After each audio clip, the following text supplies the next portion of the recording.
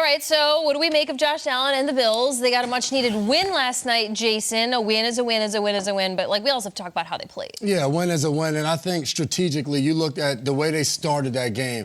They get on offense, and Ken Dorsey has Josh Allen. He has the offense going tempo. They're not huddling. They're on the ball, and they're just going. And I thought what was impressive to me from Josh Allen was his ability to get other guys the ball. We know what Stephon Diggs is. We know when he hits him, they make plays and they do their thing. But the Tampa Bay Buccaneers, give them credit. They were all over Diggs early on in this game, and we got a heavy dose of Khalil Shakir and Gabe Davis. How many people didn't start Gabe Davis because of how the recent production on their fantasy teams? He goes out there and just goes berserk. 9 receptions, 87 yards. But I felt like Shakir was the one early on, this play right here, lowering his shoulder, running over Carlton Davis. It just gave them a little juice early on in the game, and they moved the ball up and down the field their first few possessions. The tough thing as you were looking at them, the first 2 possessions, they move the ball all the way down. They get in the red zone. They kick a field goal. Then they try to run a 3rd and 1. And they're in the shotgun. That, to me, is the time, those 3rd downs, those red zones, where that's where we want to use Josh Allen's legs. All night you heard them talk about, hey, they're trying to run less. Kirk was talking about it. We don't want Josh to get hurt. You get in those crucial moments, to me, we saw the one he ran in the end zone. Those are the times to put the ball in his hands. But I thought for them offensively struggling the last 3 weeks early on in the game, to go tempo and go no huddle and let him get on the ball. And we heard the calls, he's just saying names. They got to move the ball up and down the field, and I felt like that got the juices going. They remain unbeaten in that building this year.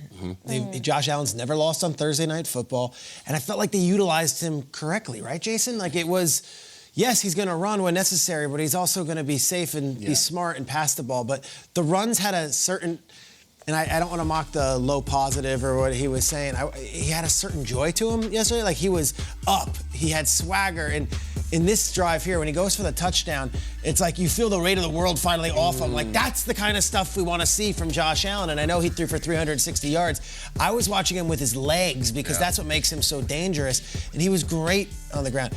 But in a game like this, when you look at that score and you're like, the Buccaneers were hanging around, and the Bucs did have an 18-play drive where they converted 4th down, so I thought maybe the best player on the field was Sam Martin yesterday. 3 different punts inside the 10-yard line and was making the Buccaneers earn everything. Cook. I go at 7:07 a.m. and I've got Sam Martin highlights. Field position game. Field position was huge in this one. And we could laugh at it all we want. And I'm not trying to do a shtick about punters. That's not where I'm at, and that's not what I do.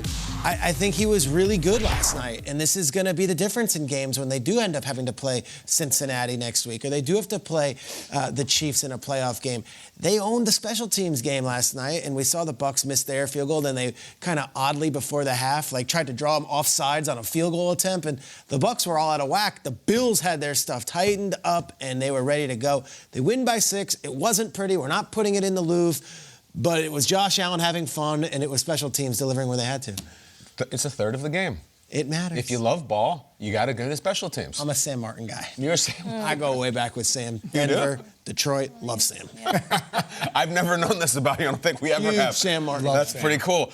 We get titillated when it's we start playing these. What if the Bills lose this game? We did that this week. We're looking at this weekend. What if the Niners lose again? Where does the chips fall? They didn't lose. They won.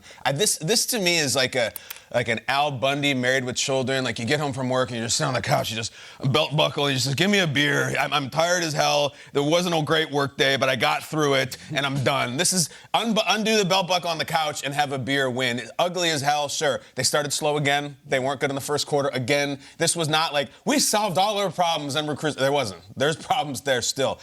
I don't like to see Josh Allen on the blue tent. I like Kyle Allen as backup. I like him as a podcaster. He's got a great personality. He's a tough player. I'm tired of seeing him throw the ball on the sideline. I don't want to see that during Bills games. He gets down. He gets shaken up. He was obviously kind of ornery after the game. I think he's hurting.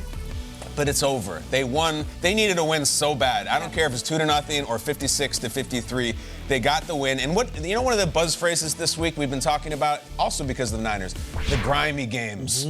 The grimy games. This was a grimy, ugly game that Fred Warner said that the Niners can't win them. The Bills just showed they could, all right? They were missing their best red zone target, and Dawson Knox is going to be out for a month. They made enough plays. Look, the Bucs came in and like, oh, God, they're going to lose this game, I think. The Bills were showing every sign that they've shown in the losses they've had recently. Just weird, can't get out of the gates, ugly. Allen throws an interception. Like, damn, what is this team? They cruised, they leaned on them, they have better players, they have a better roster. Now they got the semi-bye and all that. Like, there's issues still, but I just think this is a little bit like, let's just chill for a bit. Let's have a nice Halloween, let's have some candy, and then we'll get the train back on the tracks. If they lost this game, Armageddon, panic button, all that stuff, they didn't. Who cares about the hypothetical? They won. Did you feel personal parallel to the back at the end of a work week and belt buckle open and beer in your hand? Like, that's you on a Friday. That's where you cook. Yeah, it's a bit more. Here it's on a Tuesday. The Tuesdays of Good Morning Football are the hardest days. St. Angry Runs Day. It's a lot of. We didn't. We had one game last night. It probably sucked. Like getting home on Tuesday is when I really want to dive into the beer. Today I'll be fine. Okay. We had Ryan Fitzpatrick on yesterday. He said Matt Milano was the team's spirit animal, and they were still kind of looking for that. And I don't think they've exactly found who that would be, but the defense, I think, has started to zip things up a little bit better over the week since they lost Matt Milano in London. It wasn't magical, but they still got after Baker Mayfield. They hit him 10 times. They sacked him 3 times. You know what I thought was odd was Kaiir Elam, healthy scratch. Healthy and active with a first-round pick. 18 months later, he is a healthy and active with a Tuesday trade deadline coming up. There has been a lot said about this Bills secondary. Teams like to throw against them. They've had a high pass completion percentage thrown against them this season, which isn't great. So to have Josh Norman, who signs on your team 2 weeks ago, 35-year-old, he plays last night, and Kaiir Elam is not playing. I still think Sean McDermott, wearing the defensive coordinator hat for the Bills this season, he's still tinkering and trying to figure some things out. Norman made a big hit on special teams. Kickoff. Yeah. It's cool to see him out there. He's on kickoff coverage, 35 years old, light people up. It's pretty cool. Love that. I know. A lot of love to him. The beautiful technology now with the broadcast is that you can hear everything on the fields. Josh Allen was not only dominating under center, but he was also big on social media with some of the audible calls the Bills have adopted. Take a listen. Hey, J.R. Smith! J.R. Smith! J.R. Smith! Hey, LeBron James! LeBron James! Hey, give me this, though! Jamal Adams! Jamal Adams! 75! 54! Linda! Bobby Wagner! Oh, Bobby Wagner! Cinco!